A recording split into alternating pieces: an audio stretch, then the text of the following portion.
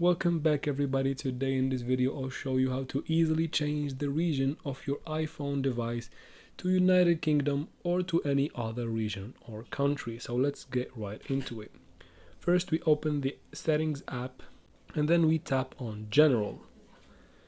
From here we just tap on language and region and then we tap again on region. Here you can scroll down and find your country, or you can just tap on the search bar and search for the country needed. I'm just gonna use United Kingdom as I said in the beginning of this video. As you can see here, I have changed the iPhone region to United Kingdom in this very easy and quick method. If this was helpful, please like and comment down below. Also, don't forget to subscribe to this channel for future solutions to such tech problems. Thank you for watching.